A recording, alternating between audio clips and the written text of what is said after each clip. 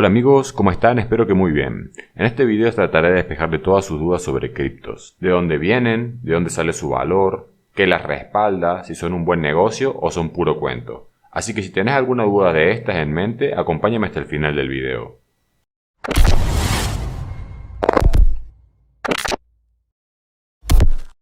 Este canal no brinda asesoramiento financiero. Nunca te diré qué hacer o qué comprar. Solo te voy a informar de la mejor manera para que lo tengas en consideración y tomes la mejor decisión posible. Empecemos por lo básico. ¿Qué son las criptomonedas?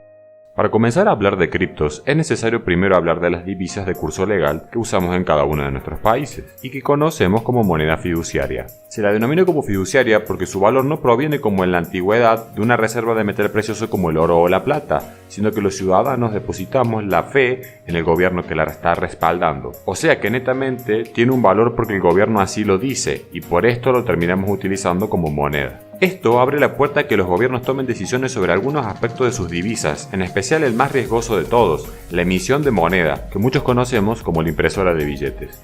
Por ley, un gobierno puede crear tanta moneda como quiera, e incluso puede reemplazarla por una nueva como ha ocurrido en varios países anteriormente. Y ya sabemos todo lo que sucede con el exceso de emisión de moneda. Así que podríamos decir que es una entidad gubernamental centralizada la que toma este tipo de decisiones. Esto lleva a destruir el valor de la moneda y junto a ello el ahorro y la capacidad de las personas para subsistir con sus ingresos. Pero además de esto, el Estado te lo puede confiscar todo cuando así lo desee. No importa que sea fruto de tu trabajo o los ahorros de toda tu vida, solo importa que el gobierno quiera hacerlo. Por ejemplo, en Rusia recientemente suspendieron los retiros de las cuentas bancarias del rublo, o sea congelaron sus cuentas sin oportunidad de que saquen nada de su dinero. Esto ocurrió después de que se desatara la guerra entre Rusia y Ucrania.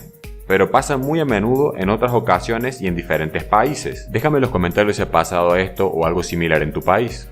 Con base en la necesidad de una divisa que no sufriera por estos aberrantes sucesos, en el 2008, un personaje desconocido que hasta el día de hoy no se sabe quién es o quiénes son, llamado a sí mismo como Satoshi Nakamoto, publicó el paper de Bitcoin, que se los dejaré en la descripción por si quieren leerlo.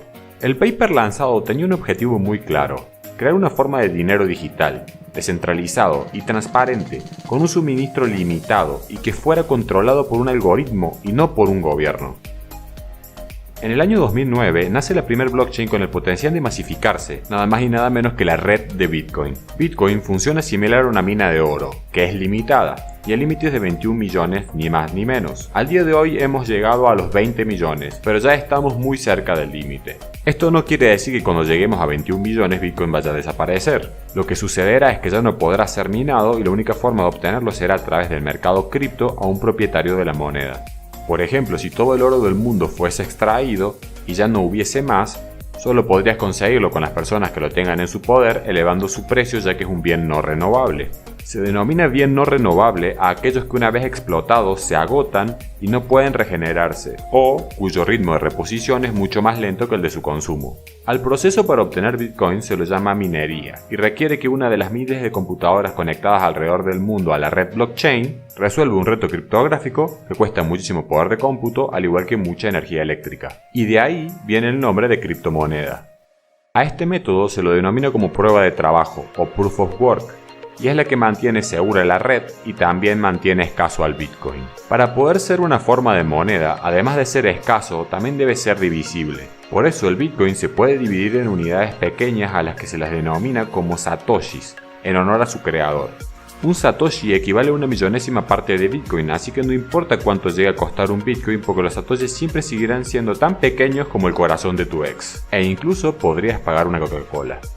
También para que Bitcoin sea considerado moneda tiene que ser fácil de portar, y en este caso Bitcoin también cumple excelentemente, porque puedes acceder a todos tus Bitcoin desde tu teléfono móvil o tu PC a través de las hot wallets o billeteras calientes que están en línea, o incluso hay cold wallets que son billeteras frías que son físicas en forma de un pendrive y memorias en los cuales podrás almacenarlo y protegerlo con variados sistemas de seguridad.